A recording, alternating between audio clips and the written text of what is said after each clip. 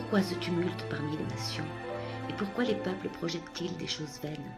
Les rois de la terre se sont levés et les princes se sont consultés ensemble contre l'admirable, contre son roi. Rompons leurs liens, disent-ils, et jetons loin de nous leurs cordes. Celui qui est assis dans les cieux s'en rira, le souverain se moquera d'eux. Alors il leur parlera dans sa colère, il les remplira de terreur par la grandeur de sa fureur. Toutefois j'ai oint mon roi sur Sion, ma montagne sainte. Je publierai le décret de l'admirable. Il m'a dit, tu es mon fils aujourd'hui, je t'ai engendré. Demande-moi et je te donnerai les nations pour héritage et pour possession les extrémités de la terre. Tu les briseras avec un sceptre de fer, tu les mettras en pièces comme un vase de potier. Maintenant, ô roi, ayez de l'intelligence, recevez instruction, juge de la terre, servez l'admirable avec crainte et réjouissez-vous avec tremblement. Baisez le Fils de peur qu'il ne s'irrite et que vous ne périssiez dans vos voies quand sa colère s'enflammera tout à coup. Heureux ceux qui se confient en lui. Bonjour, ça fait un petit moment que je suis pas venue faire un tour par ici. Ça bouge beaucoup et je sais que nous les enfants du Seigneur, on scrute, on observe. J'espère que beaucoup d'entre vous, peut-être tous d'entre vous, vous êtes bien accrochés au Seigneur, que le Seigneur vous tient bien. Et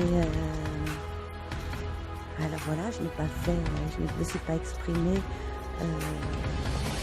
sur ce canal depuis le début, parce que j'avais envie que cette chaîne ne parle que de la gloire de Dieu, mais en fait il parle de la gloire de Dieu. Et je pense que c'est bon de s'exprimer sur ce qui se passe en ce moment,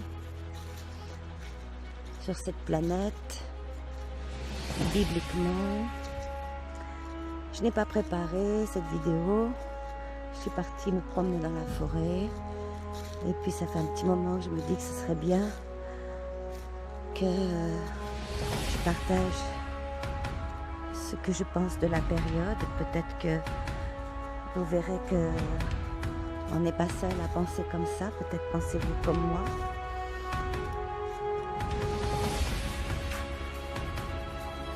Dieu ne change pas. Dieu ne change pas. Il n'y a rien en lui qui va le troubler. Dieu ne s'adapte pas à une situation. Dieu gère tout. Dieu, pour sa gloire, amène les choses dans son plan, à lui. Et son plan, c'est d'abréger les souffrances de son peuple. Il l'a fait dans tout temps, quand ça devenait chaud partout. Et là, c'est mondial. Et il a dit en Matthieu 24 qu'à un moment donné, les choses vont devenir tellement dures qu'à cause de ses élus, il abrégera ses jours. Il abrégera. Ça ne veut pas dire que ça y est, il vient. Enfin, moi, je n'entends pas ça. Peut-être que c'est ça, je ne sais rien. En tout cas, je sais qu'il abrège et que ça ne va pas durer.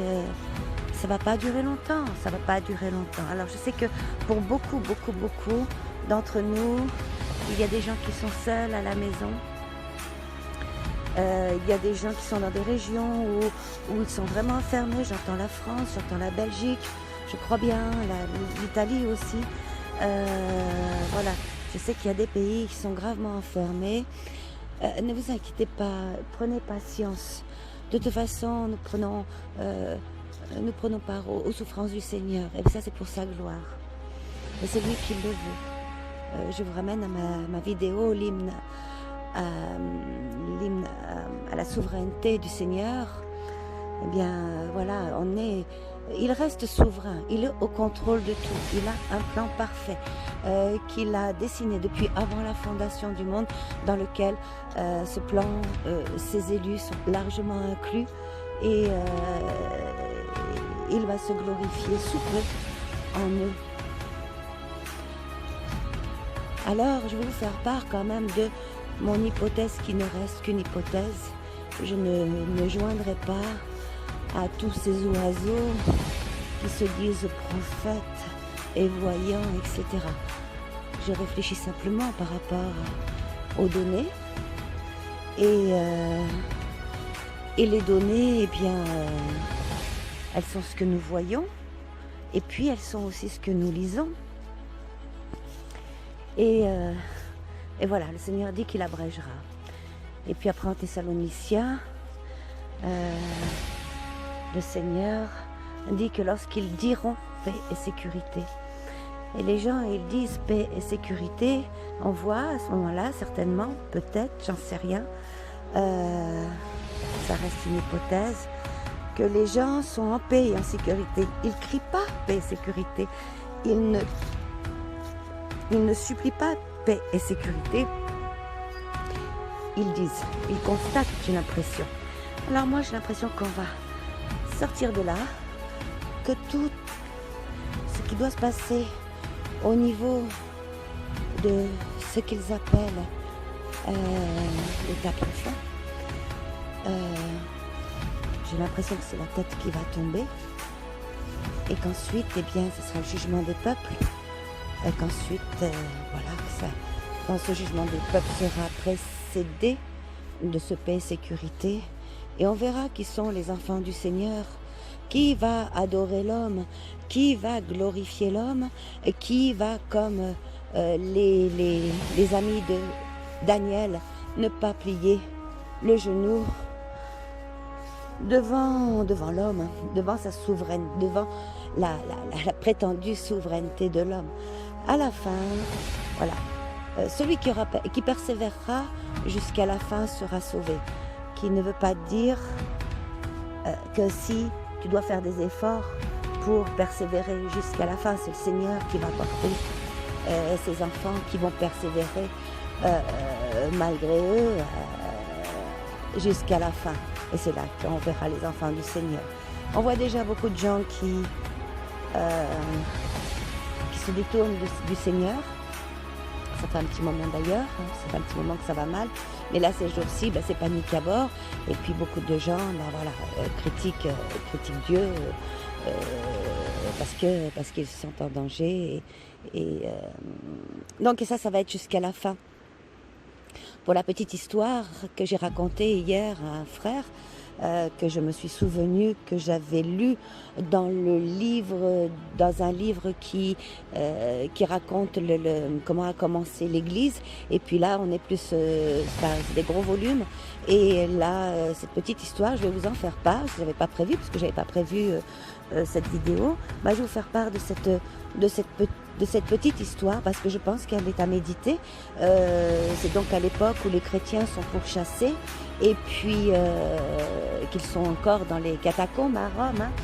Ils en sortent, ils sont pourchassés, et puis voilà, il y en a deux là qui sont dans la prison, deux hommes qui sont dans la prison, et puis qui attendent de passer au bûcher, donc ce sont deux dits chrétiens.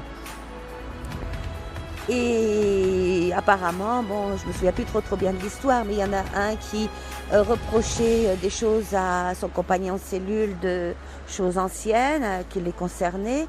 Et puis l'autre, qui se sent accusé, lui dit, écoute, je te demande pardon si vraiment je t'ai fait du mal.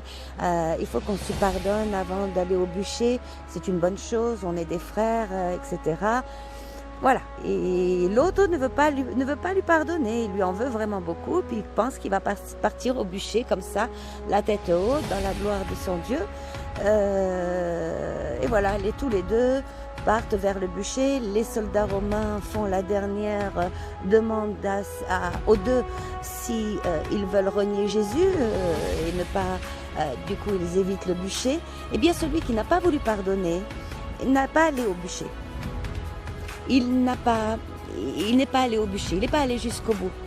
Et voilà, celui qui persévérera jusqu'à la fin sera sauvé. Et bien là, on le voit. Le gars, il avance jusqu'à la prison, mais là, devant, il n'y va pas. Pourquoi ? Parce qu'il n'a pas, il n'est que dans la religion, il n'est que dans le dogme. mais il n'a pas la puissance du Seigneur pour avoir de l'amour pour son frère qui lui demande pardon. Alors il ne va pas au bûcher. Et puis celui qui lui demandait pardon, il est parti au bûcher. Et puis lui, il a retrouvé son Seigneur. Et l'autre, il a eu encore du temps à faire sur cette terre et certainement avec sa conscience. Voilà les amis, moi ce que je voulais vous dire, c'est tenez bon, aidez-vous les uns les autres. Les enfants du Seigneur ne sont pas là pour se donner des leçons, ne sont pas là pour se reprendre, ne sont pas là pour s'appuyer sur la tête les uns des autres. Faisons-nous la courte échelle. Tu sais que tu as un frère ou une sœur seule, ne vous abandonnez pas, restez les uns avec les autres. Parlez-vous, même si vous ne pouvez pas sortir, tous les moyens de communication sont là. Profitons-en, on ne sait pas combien de temps ça va durer avec tous ces mouvements qu'il y a sur cette planète. En tout cas, faites-vous la courte échelle, faites-vous la courte échelle. Ne vous abandonnez pas les uns les autres. Prenez soin de vous. Ayez confiance, Dieu vraiment, vraiment, vraiment avec les siens. Jésus règne et nous allons bientôt, je crois, le voir. Vraiment, je crois. Portez-vous bien. À bientôt.